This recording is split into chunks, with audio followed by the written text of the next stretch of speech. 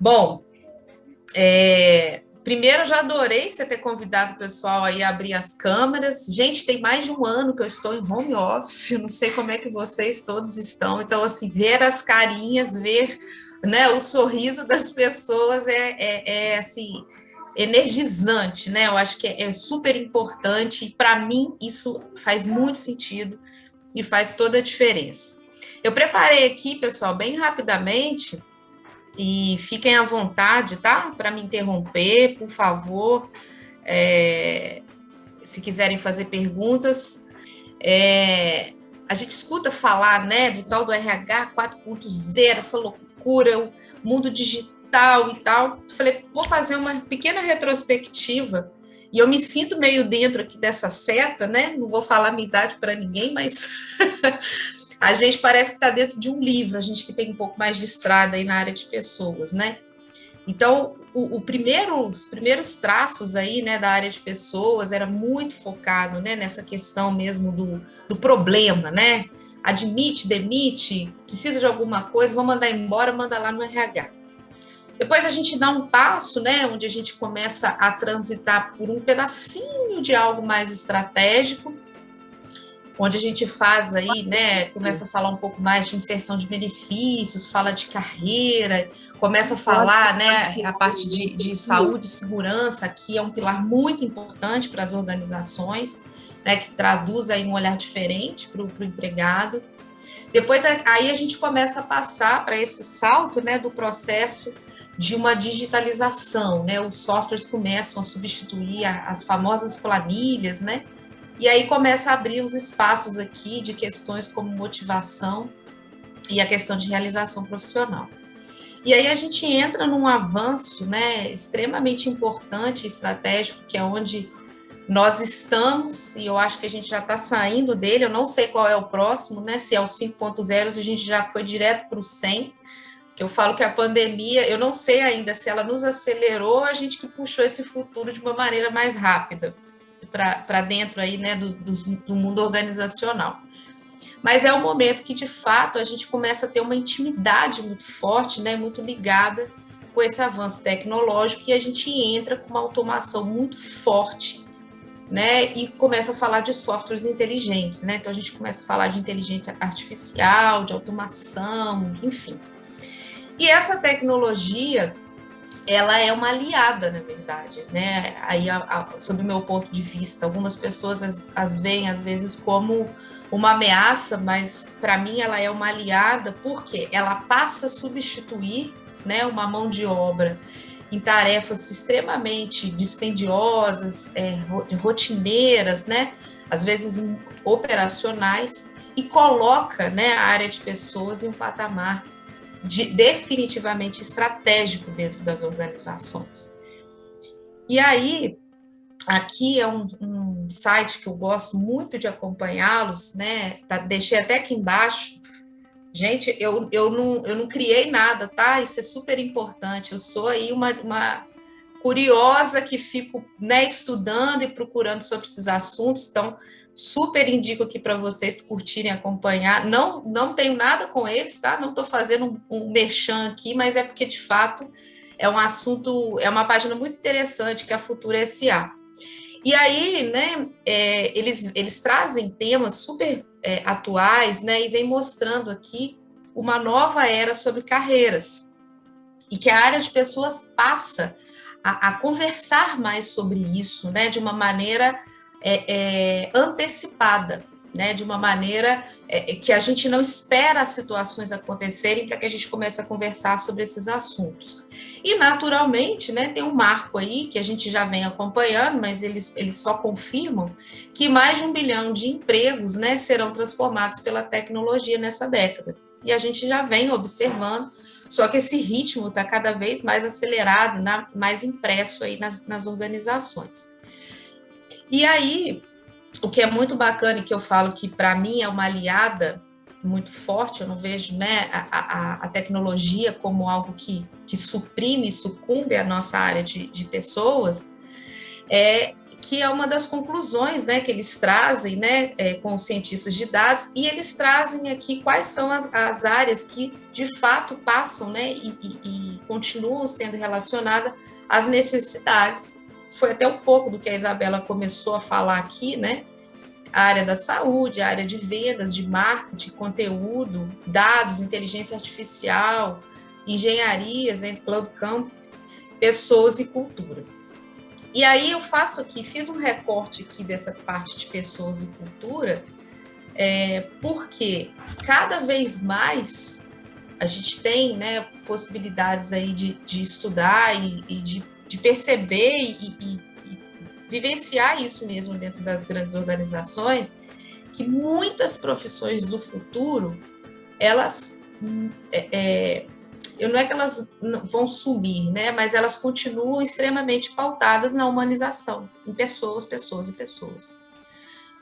Então, eu trouxe aqui alguns itens, né, isso aqui foi um estudo que a FIA fez, né, e que mostra, né, que nós vamos ter arquitetos especializados em projetar home office, e isso traz um traço de pessoas muito forte, de humanização muito forte, né? Igual eu brinquei aqui com vocês, mas de fato, tem um ano que eu estou trabalhando em casa, então como que a gente passa a olhar para essa maneira, né, relacional do trabalho com o empregado?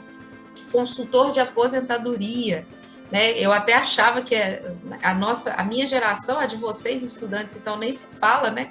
Que a gente teria aposentadoria, mas volta a se falar nisso. Consultor espiritual, porque de fato hoje, né, as organizações, elas precisam estar olhando cada vez mais para esse bem-estar dos empregados, né? Por isso que eu brinquei que a gente puxou esse futuro ou a pandemia nos acelerou. As organizações ganharam um espaço muito grande, muito forte, principalmente organizações mais tradicionais, mais duras, que não tem mais espaço para não se falar e discutir sobre isso, né?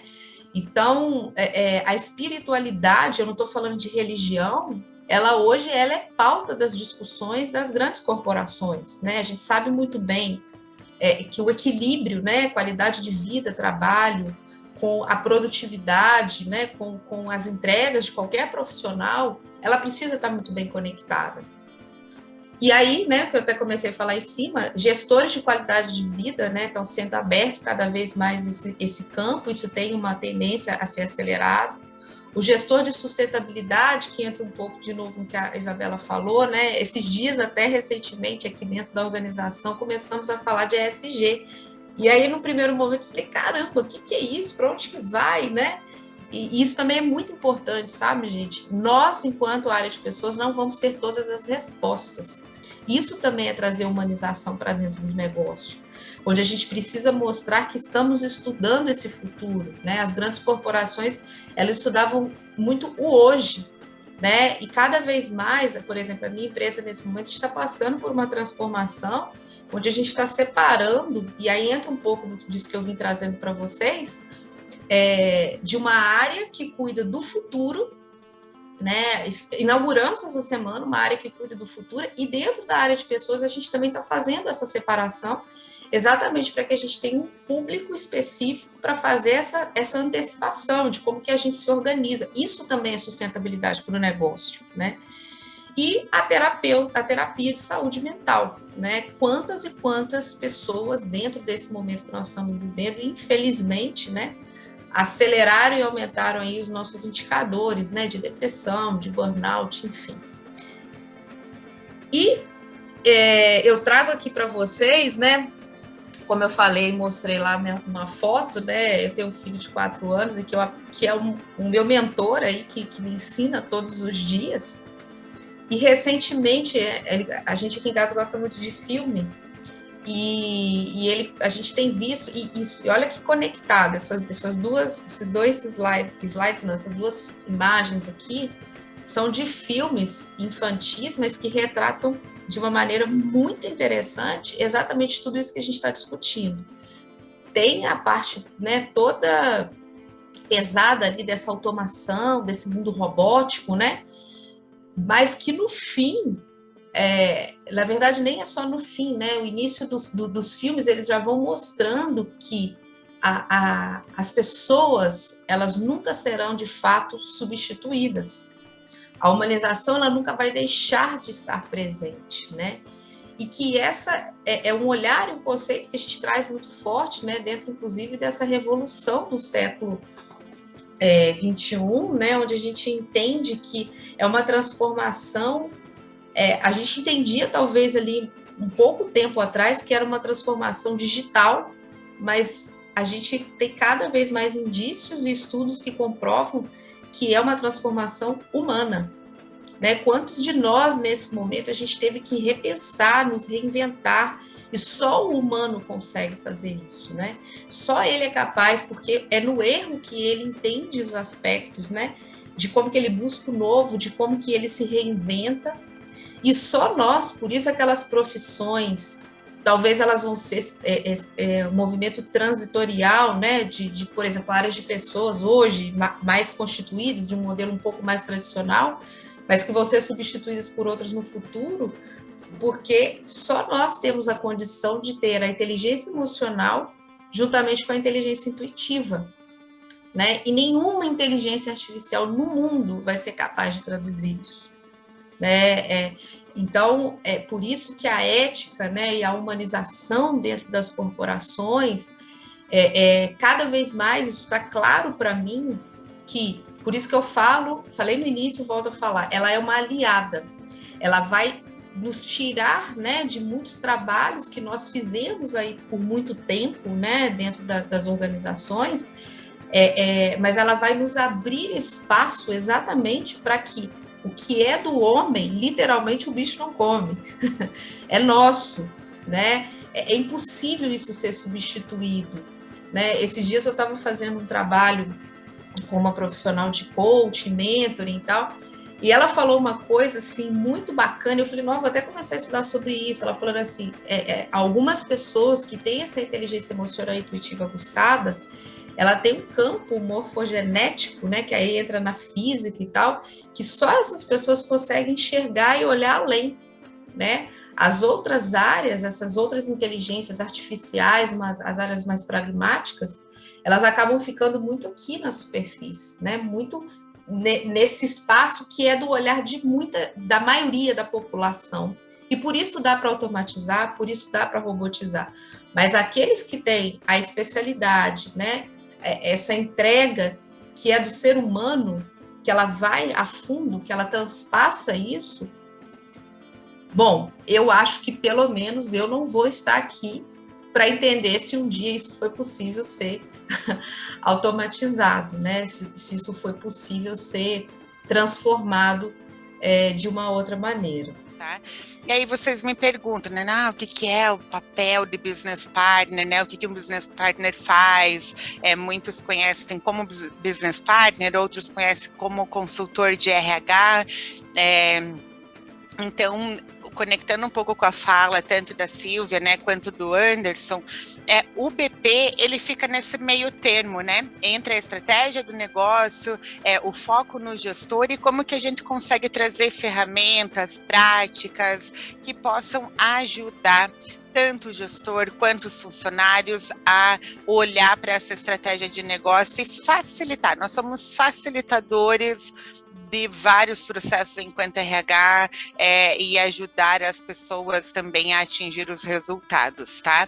Então, eu trouxe um pouco de contexto do que é o papel de BP, porque, né, muitos de vocês podem ser que não conheçam, então, se já conhecerem também, enfim, espero que complemente algo, mas acho que é importante contextualizar um pouco para vocês entenderem um pouco das práticas que eu vou trazer e como que conecta a confiança, a ética dentro desse processo para tornar um RH mais humanizado, tá, gente?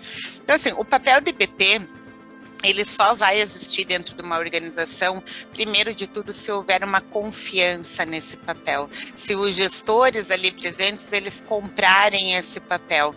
Porque a gente lida com situações muito críticas, que envolve aí uma ética, né, um posicionamento, uma ética no negócio muito forte. Por quê? Então, a gente lida muitas vezes com processos de coaching dessa liderança, né? O coaching nada mais é do que um desenvolvimento dos líderes, tá, gente? Então, por exemplo, situações muito complexas, onde a gente vê muitas vezes um gestor atuando com falta de ética diante da equipe dele, nós, enquanto BP, a gente precisa ter um posicionamento firme de feedback, de trazer ele para a rota, por que ele não está correto naquele posicionamento, naquela atitude que aquele gestor está tendo. Muitas vezes a gente não vê, e aquele gestor traz para a gente, por isso a importância da confiança, né? A gente não vê o que aquele gestor está fazendo, mas ele conta alguma situação, e naquele contar daquela situação a gente percebe que ali teve alguma coisa que não foi legal, que ele agiu de maneira não humanizada, que ele agiu de maneira ríspida, com algum tipo de assédio, muitas vezes, algum tipo de injustiça. Então, o BP, ele está muito nesse limiar aí, né, de você ser um guardião da ética da organização, guardião dos valores da organização, e a gente precisa sempre atuar, então, né, nesse posicionamento, nesse feedback, por conta disso, o papel da confiança, né, dele escutar você, desse gestor ter essa relação de confiança para que você possa dar um feedback assertivo, honesto, muitas vezes duro, para que ele possa seguir desse direcionamento de rota. No papel de BP também, gente, a gente trabalha muito com design organizacional, então olhar estruturas, né, identificar que aquela estrutura está muito inflada, tem muita gente, não tem necessidade de tanta gente, ou está muito pequena e precisa aumentar. E aí, diante disso, a gente tem diversas tomadas de decisões para fazer em conjunto com aquele gestor. E nós somos os facilitadores do gestor de ajudar ele a pensar de uma maneira ética, justa. Então, quem tem apresentado, por exemplo, desempenho muito baixo ao longo de vários anos, aquele gestor já desenvolveu, não desenvolveu, né? Ele teve um processo de ajuda naquele funcionário? Não. Muitas vezes a gente vai precisar tomar decisão de desligamento. Como é que a gente faz um desligamento humanizado? Como que a gente traz um discurso, né, de respeito por aquele funcionário que está sendo desligado? Como que a gente acolhe ele naquele momento que, às vezes, uma tomada de decisão da organização é importante, é estratégica, mas pode ser também humanizado pensando no lado da pessoa, do sentimento, tá? Teams Engagement eu vou falar depois. Na parte do suporte do funcionário, né? Quantas vezes a gente recebe, por exemplo, a gente percebe que não tem alguma coisa naquela área que não está acontecendo? O que eu, enquanto RH, posso ser de facilitador para fazer aquilo acontecer de uma maneira mais humanizada e perceber que tem algo que não está indo bem e trazer ferramentas e enfim, desenvolvimento para aquela equipe conforme necessário. Então, aqui são alguns pequenos exemplos, tá, que eu trouxe do papel de BP e como que a gente atua e quanto é importante você ter ética no teu posicionamento, primeiro de tudo, porque a relação de confiança, ela vai ser construída aos poucos. Então, se você não tiver um posicionamento ético, justo, isso aos poucos vai desmoronando, porque o teu discurso tem que estar muito alinhado com a tua prática, né? Então, essa conexão, ela precisa existir, não só no papel de BP, mas no papel, acho que de qualquer profissional, mas principalmente no RH, porque a gente tem os dois lados, a gente escuta o funcionário, escuta o gestor. O quão imparcial a gente tem que ser nessas escutas? Qual é o lado da verdade? Muitas vezes a gente não sabe. Às vezes a gente recebe uma denúncia num canal de denúncia, por exemplo. A gente tem que ser imparcial, porque tanto o funcionário quanto o gestor, eles podem ter a razão. E aí a gente precisa ter essa imparcialidade para analisar com frieza os dados, entrando na parte de dados, né, de fatos, para tomar uma decisão justa.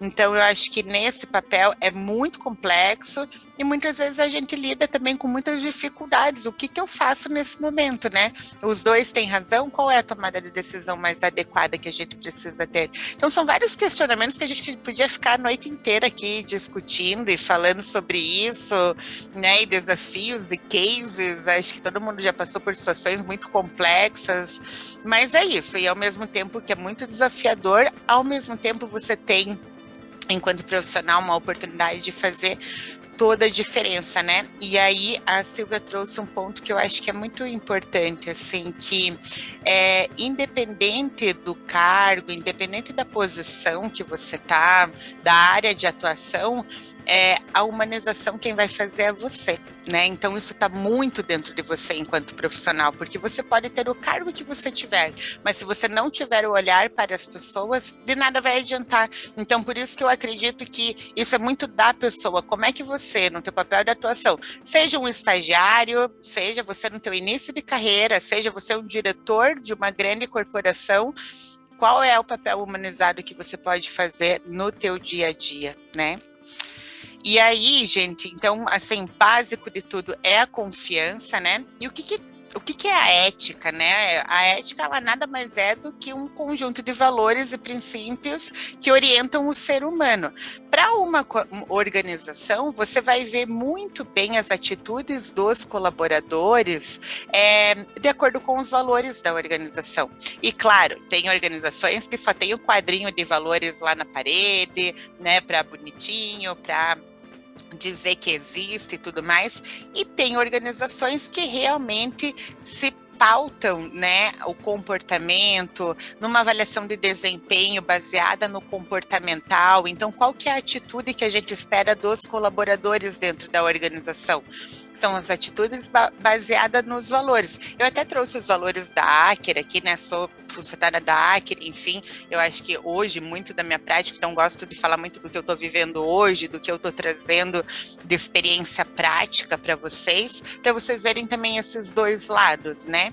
E aí, isso é a integridade, né? Integridade nada mais é do que você poder agir com ética. Ética nada mais é do que você estar baseado nos valores. Então, tanto do lado profissional pode ser os valores da organização e do teu lado pessoal, quais são os meus valores pessoais? No que eu acredito, né? A partir disso, que eu vou basear os meus comportamentos e as minhas atitudes, e isso vai me dizer se eu sou ética ou se eu não sou.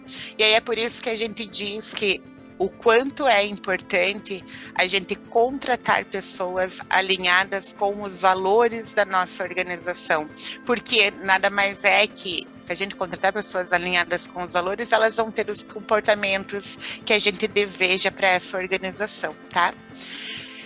E aí, eu queria compartilhar um pouquinho, então, como é que hoje na Aker a gente torna esse RH um pouco mais humanizado, que tipo de ferramenta a gente pode adotar, como é que a gente leva para a prática essa humanização, assim, do RH, tá, gente? Então, a gente foca muito nessa experiência do funcionário, né, e entende que o gestor, ele é muito responsável pela confiança com o funcionário também, assim como o meu papel de BP com o gestor exige essa confiança, o papel do gestor, ele também exige essa confiança. E a confiança, ela é adquirida com credibilidade, respeito e justiça, né?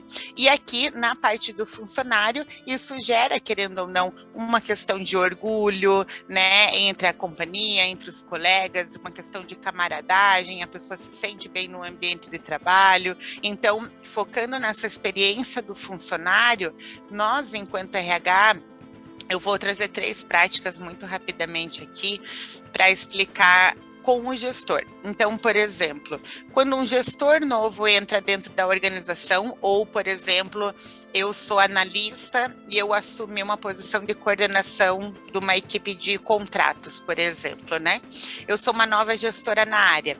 A BP da minha área vai fazer um programa de assimilação desse novo gestor. Então, eu, enquanto BP dessa área, eu vou reunir com toda a equipe desse novo gestor, sem o gestor estar presente. Então, esse gestor tem que confiar no RH, onde eu vou lidar com assuntos delicados, sigilosos, e vou criar uma abertura com essa equipe, então RH com o time desse coordenador, sem o gestor estar presente, e aí eu vou fazendo perguntas para eles muito direcionadas a como é que está a relação com o seu gestor, o que está bom e tem que continuar acontecendo, o que não está bom e tem que parar de acontecer, ou o que não está acontecendo que tem que começar a acontecer, e aí a gente entra em diálogos onde vai permitir, né, essa abertura na comunicação, diminuir essas suposições, esclarece alguns problemas e preocupações que eles têm com esse novo gestor vindo, tá?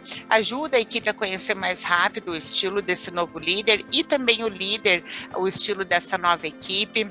A gente faz alguns combinados de como que essa equipe pode se comprometer com a entrada desse novo gestor dentro da empresa, o que eles podem fazer para ajudar. Beleza, Isa, vi aqui 10 minutos.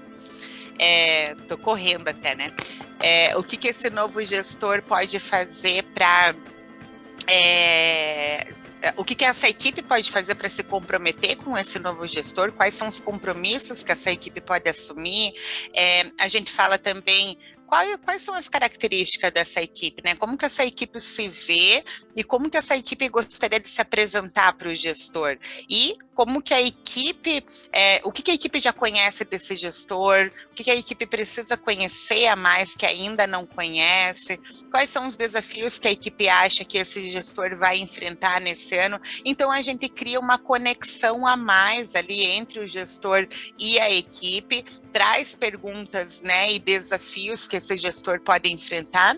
E aí, numa terceira etapa, o gestor dá a devolutiva para a equipe, né? Então, traz as respostas que esse time tinha de questionamento, e também a gente sai com um plano de ação dos pontos mais críticos. Então, por exemplo, eu gostaria que ele me desse mais feedback, porque eu acho que ele não tem dado feedback para mim do jeito que eu gostaria. A gente coloca uma ação de que ele precisa aumentar o número de feedback. Então, você consegue fornecer uma ferramenta que você estabelece ali acordos, né, para atender tanto a necessidade da equipe quanto a necessidade do gestor também.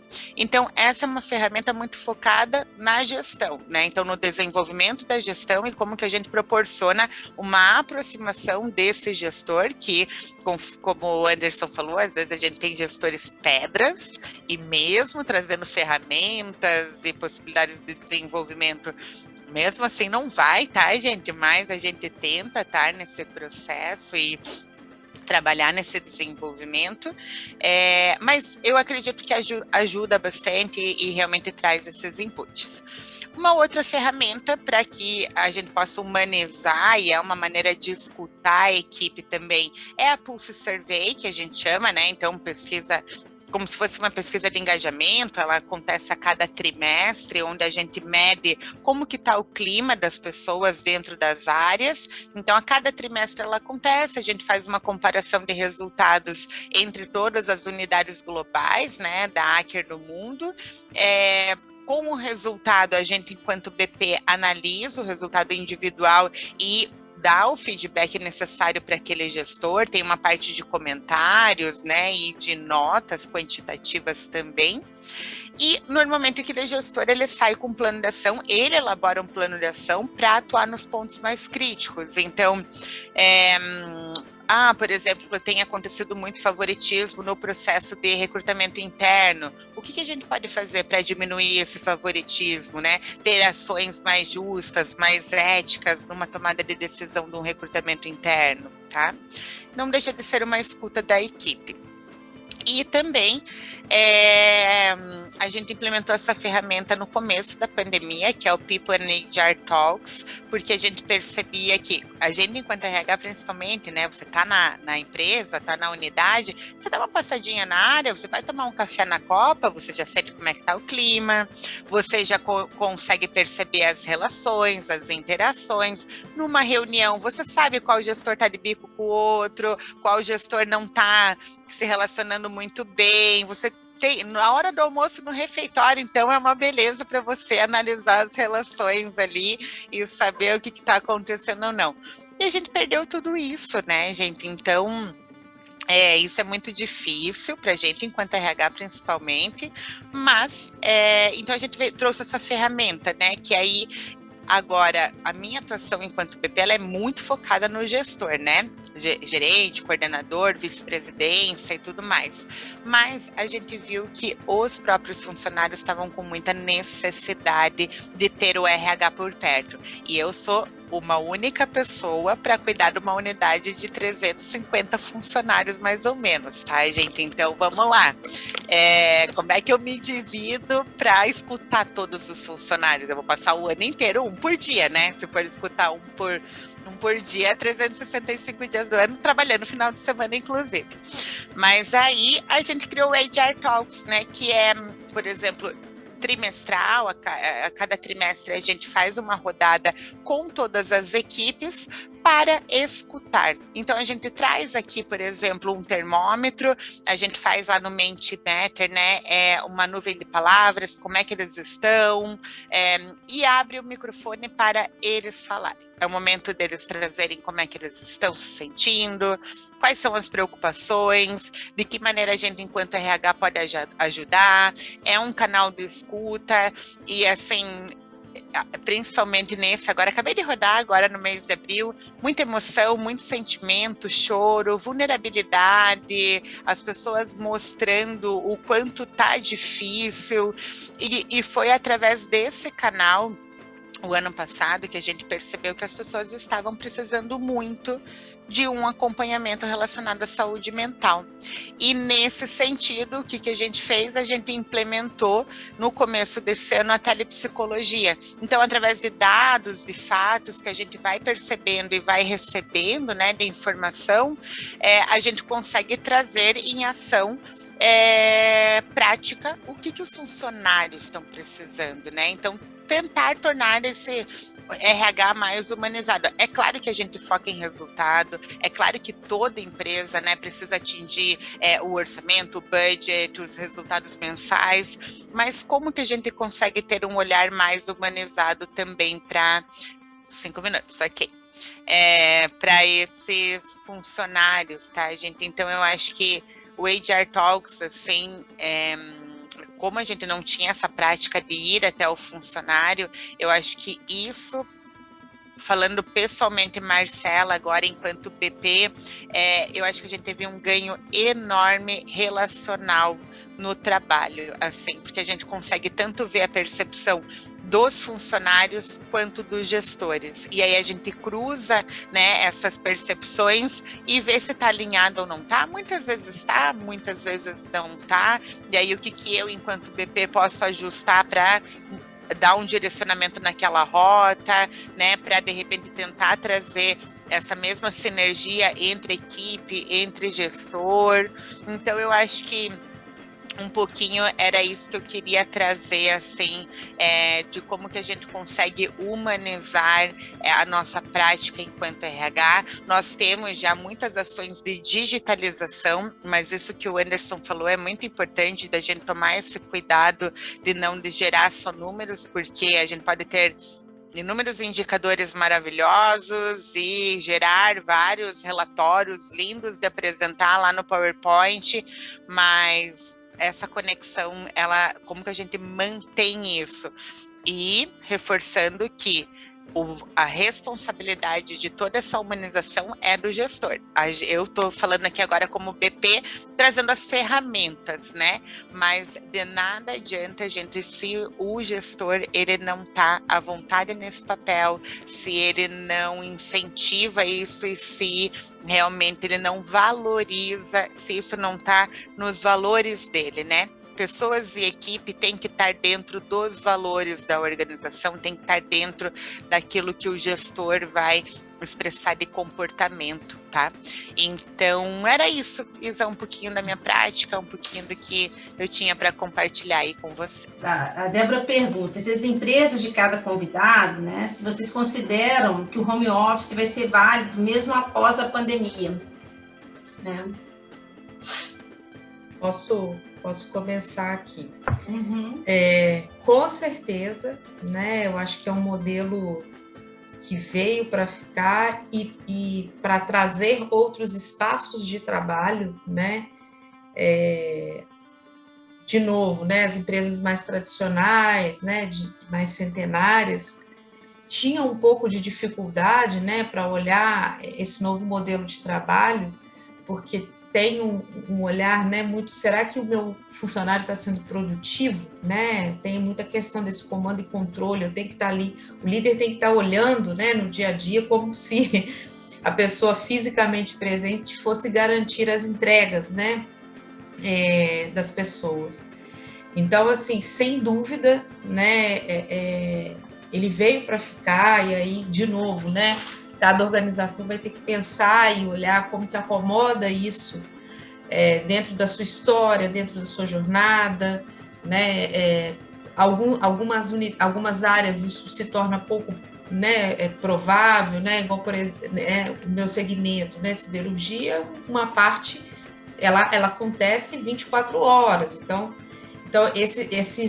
inclusive essas comunicações, elas precisam ser muito transparentes para as pessoas, para que não fique parecendo que há favoritismo, né, de alguns cargos, de algumas posições, mas sem dúvida ela veio para ficar, e eu já tenho trazido um pouco até da inquietação, né, e depois tem o segundo passo, né, que a gente até escuta falar, né, do Anywhere, mas porque, de novo, né, se a gente quer excelência, às vezes, né, quando você faz um levantamento de perfil, por exemplo, né, eu traço lá ou a Mulher Maravilha ou o Superman, e quando você vai, né, entrando nas discussões em cada item, as pessoas querem ter qualidade de vida, elas querem, às vezes, voltar para a sua cidade natal, a pandemia mostrou isso muito forte, e ela não quer morar num grande centro.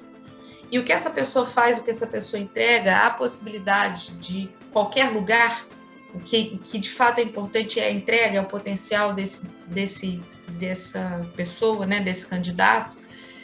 Então, esses modelos, né, eles vão abrindo esse espaço, né, para a gente trazer de novo, né, não entra a questão até da diversidade de novo, né, não somente pela geografia dessa pessoa, né, ou pela experiência que ela sempre trouxe, mas do que ela pode trazer de diferente, porque ela foi possibilitada, inclusive, de transitar por outras organizações e outros espaços. Tem pessoas hoje que aqui do Brasil estão prestando serviço, né, para empresas lá fora, e vice-versa, já tem empresas no Brasil que estão contratando pessoas num novo modelo de contrato, né, ou por projeto, enfim. Então, assim, e isso ainda é uma coisa aqui no Brasil, a gente tem ainda uma legislação muito engessada, né, muito rígida, que a gente vai precisar pensar em encontrar esse novo espaço, né? Então, para mim, super,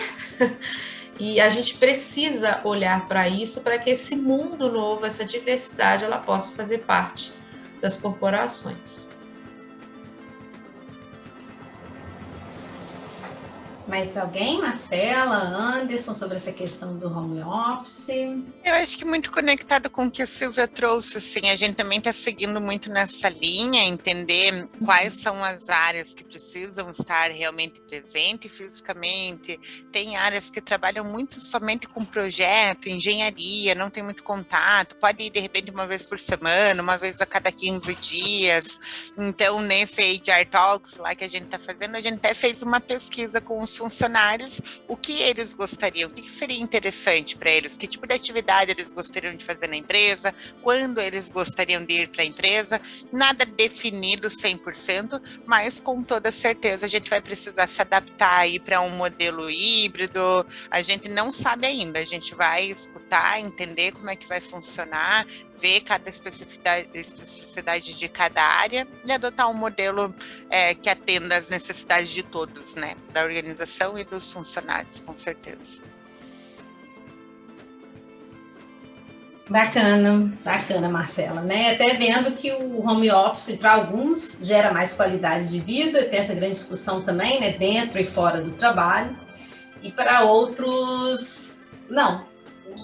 É uma reflexão que a gente fez até no evento no ano passado, acho que o Anderson estava até presente, estou na dúvida se foi o Anderson quem estava, mas que é um bom tempo para a gente trazer para reflexão, né, novamente.